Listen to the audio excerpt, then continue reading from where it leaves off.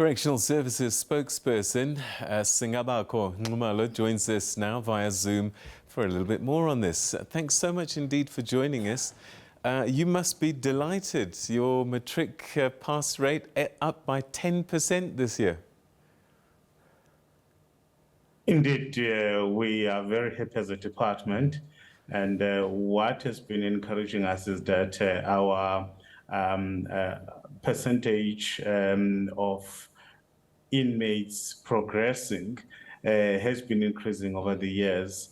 If you look at our full-time schools achieving 95.9%, that is significant, and we've been surpassing the normal schools for over 10 years now. So as a department, we're quite excited, but this says that we can't afford to lower the bar. We must always aim higher and higher. So I see 100% approaching and something that we cannot avoid. So we have to hit it. And when we have 11 schools achieving 100% pass, we can really appreciate the good work that our educators are doing and those inmates giving their all so that they're able to pass.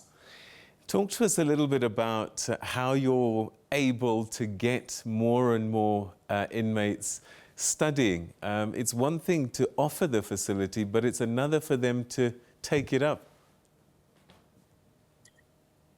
It's one thing that we have really prioritized as a department. We've noticed that the inmate population is getting younger in terms of age.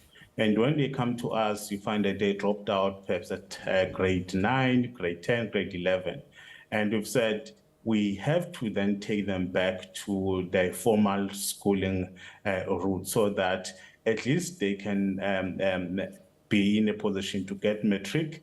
Then thereafter, they can pursue whether they still want to focus on formal education or they go the technical skilling route. As a department, we've also listened to what has been happening with basic education, where they say, for instance, in the 22 academic year, the learners who started in 2011, I think it was about 1.3 million, and only about 700,000 of them managed to get to Matric.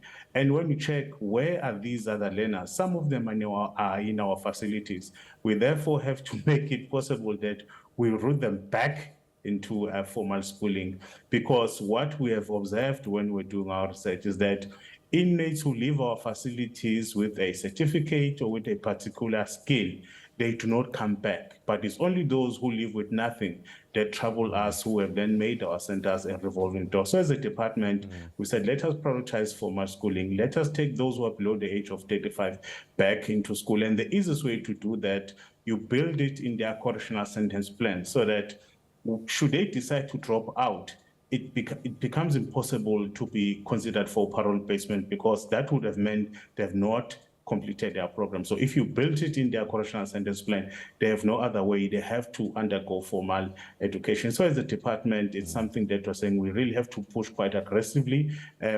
Also changing some of our facilities that, they offer, full-time schooling. So as a department, we're not turning back. We will route a number of inmates who are below the ages of 35 back into formal education.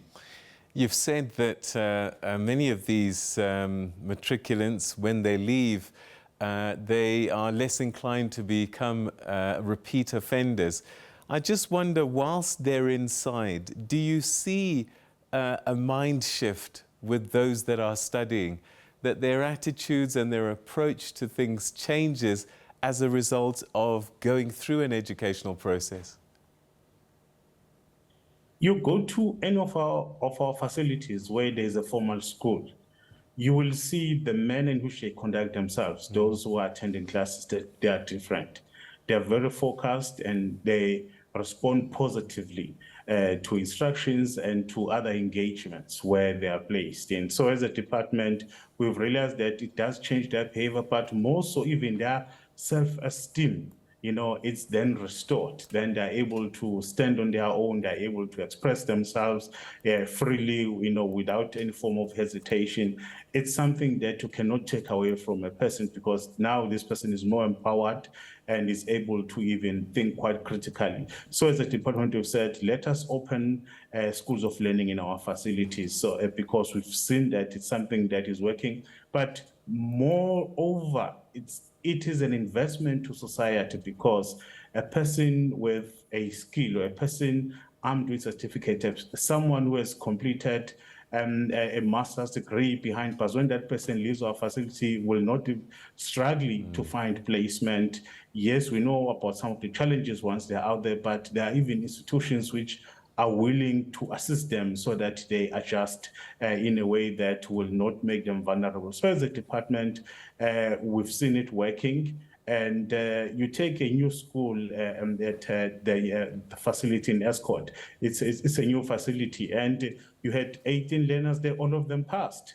It's something that's positive. You go to Durban, Westville, you had 20 offenders writing a Matric, all of them got bachelor passes. So it is possible. And the reason for this is that inmates are with us all the time. They're able to focus. Hence, we even separate those who attend formal schooling from the general inmate population. We place them separate so that they can focus, so that we can also make it impossible that they get distracted by others. So as a department, we are going all out to ensure that formal schooling, is prioritized, and that even those who have not considered, the schooling route, to say, here's a fertile ground for you, come enroll for formal education. It will indeed change your life. I guess with resources, you could always do with more, but are you finding that you have enough to get these inmates through their schooling? I think we've been very fortunate to have a healthy relationship with the Department of Basic Education, because you go to any of their district offices, you knock there, you say, we've got this program, we need assistance here. They stand up, immediately they come and assist. If, let's say, for instance, we do not have an educator for a particular subject, they always stand ready to say, where can we assist? And some of this work does not even reach their highest offices, but you've got officials who are committed to the cause, and something that we appreciate as a department. We do employ our own educators, but where we are stretched financially, where we cannot source a relevant educator, the Department of Basic Education is there to assist us. Even other specialists out there in the sector, they're also willing to assist us. We even have winter schools, summer schools, where inmates can get together and embark on study groups. So as a department, we've really gone all out to ensure that the environment is conducive for learning. Where we fall short, we know exactly where to go, and definitely we do receive support. All right. I think you've mentioned it already, but we heard the minister earlier also mention it. So there is definitely a relationship between educating these young inmates and how their future plays out once they leave the prisons. Definitely there is. If you've got an inmate who came to our facility with just grade 10, and that inmate goes all the way to, achieve not just an honors degree, master's degree, even a PhD. We have inmates who have gone to that level. I know of another inmate who is now a chartered accountant. I won't mention the institution that he's working for, but it's just an indication that, once a person has said, look, I've now managed to find myself, I'm more focused, nothing will stop that particular person. And we've seen with a number of them, once they leave our gates, it is us who have to chase after them now to say, please update us where you now, what are you doing? Because it is also even something that you can share with others. When they come to our facilities, others find it hard to adjust. They don't even want to admit that they are now inmates. But when they see others who have been through, the system, they are then encouraged to say, I've been there. I started slowly, but look at me now. I'm not just employed. I have my own business. This is my, this is the turnaround that I make in terms of profit. So as a department, we are saying, Inmates must not just be taken through our programs just to go the sick work, but they must also learn entrepreneurial skills so that they can start something on their own. Because we fully understand that out there, you still have, employers who will say, I will not prefer someone with a criminal record, although there's nothing in law that says a person with a criminal record cannot be employed, but we arm them with necessary skills so that they cannot just stand and fold their arms. They must go out there, look for something or start something, on their own, and definitely they do succeed. What a good story. Thank you so much indeed for sharing it with us tonight.